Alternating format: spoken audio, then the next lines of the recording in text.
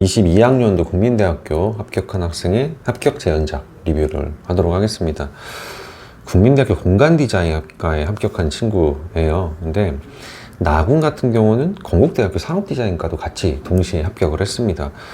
이 건대산디랑 국민대학교 올해 나왔던 유형이나 사실은 좀 유형에 대한 유사성이 워낙 있다 보니까 재료는 물론 좀 다르지만 주제에 대한 부분이라든지 뭐 이런 조건들이나 이런 것들이 좀 유사하게 많이 나오다 보니 작년에도 그랬고 재작년도에도 그러다 보니 나군의 과기대를 쓰기에는 조금은 부족한 성적 1단계에서 떨어질 수도 있을 것 같다는 생각이 좀 들어서 나군의 건대 산디를 준비를 이제 하게 되면서 동시에 두 가지 국민대 건대를 합격한 학생이라고 보시면 될 것 같습니다. 국민대 성적으로는 91%가 나왔어요. 국어가 생각보다 성적이 조금 안 나와서 과연 공간 디자인과 패션 디자인과 뭐 디자인 계열에서의 학과들을 써도 상관없을까? 괜찮을까? 좀 불안한 부분도 있었지만 그래도 실력이 워낙 탄탄하게 좋았던 학생이었기 때문에 일단은 믿고 지원을 했고 합격을 했다라고 보시면 될 것 같습니다.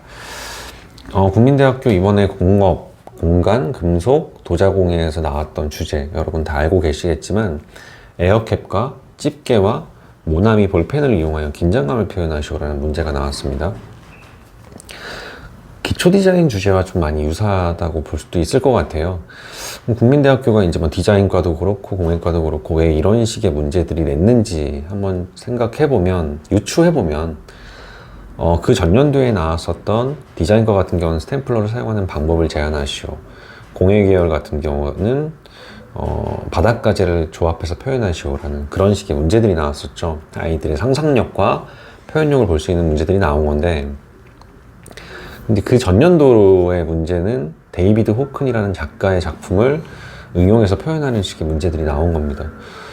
기초조형평가라는 과목이 한 3년간 초반에 이제 3년 동안의 문제들을 거치면서 기초 디자인과 재료만 다를 뿐이지 사실은 관찰과 표현을 목적으로 한 문제라고 3년 정도의 문제들에서는 그렇게 유추를 했었습니다. 근데 이제 그 흐름이 한 번 정도 변한 게 데이비드 호크니 문제로 인해서 변한 거였거든요.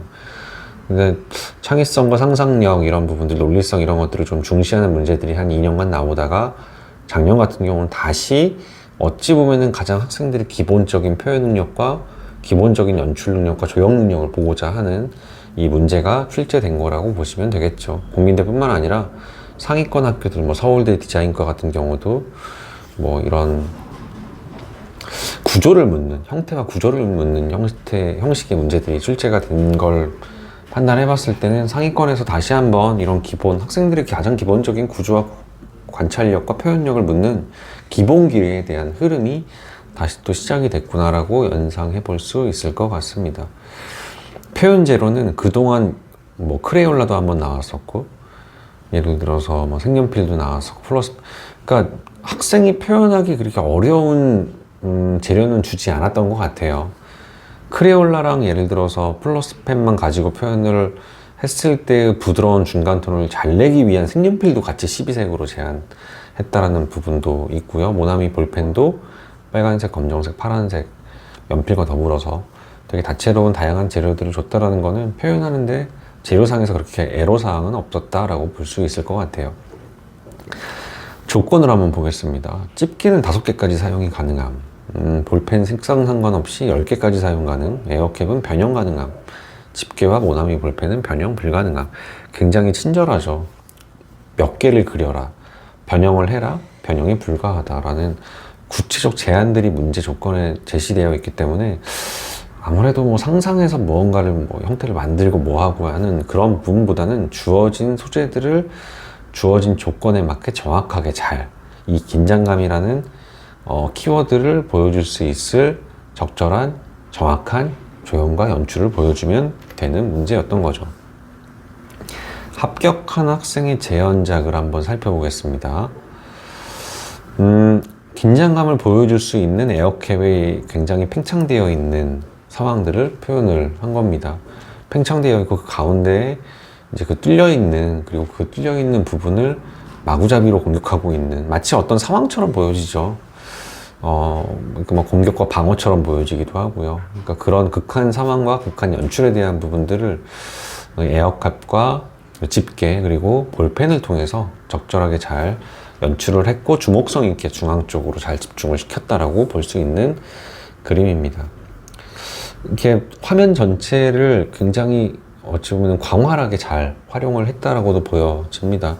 공간 디자인과에 합격한 학생의 그림이기 때문에 조금은 더 아기자기하게 그렸다라기보다는 좀 더 스케일감 있게 전공의 특성에 맞게 좀 더 잘 연출을 해서 표현을 했다라고도 볼 수 있을 것 같아요. 표현 능력 자체는 워낙 좋았던 친구입니다. 앞서는 얘기했던 건국대학교 산디도 같이 준비를 했던, 기초 디자인도 같이 준비를 했던 친구라 일단은 글쎄요, 이 건식으로만 표현을 했을 때 약간 좀 힘이 없게 보여지는, 주목성이 조금 떨어질 수 있는 밋밋한 표현력보다 컨트라스트라든지 이런 것들은 수채화 물감이라든지 뭐 포스터 물감 이런 재료들을 사용을 해봤기 때문에 그게 아닌 건식 재료로 표현을 해서 완성을 하더라도 습식으로 표현하는 것 정도의 어찌 보면 되게 강력한 어둠과 밝은 하이라이트를 통해서 주목성을 잘 유도했다라는 부분이 기디를 해봤던 어찌 보면 경험이 표현상에서의 완결도까지도 올라갔고 구성에서의 어찌 보면 그 극적인 연출까지도 표현을 해줄 수 있었다라고 보여집니다. 기디랑 기초 조형을 같이 할 수 있을까에 대한 고민을 하는 학생들이 굉장히 많이 있는데 주제 유형도 그리고 형식도 유사하게 건대, 특히 올해 같은 경우는 이제 건대 산디가 다군으로 이동을 했다라는 부분에서는 국민대 보는 학생들이 다군의 건대 산디를 쓸 가능성도 굉장히 높아진 게 올해거든요. 그런 부분에서 소양을 하더라도 그리고 조형을 하더라도 이런 기본적인 기초 디자인 능력도 충분히 같이 습득을 해야지 올해 같은 경우는 더 좋은 결과를 맺을 수 있다는 부분 명심해 주시길 바랍니다.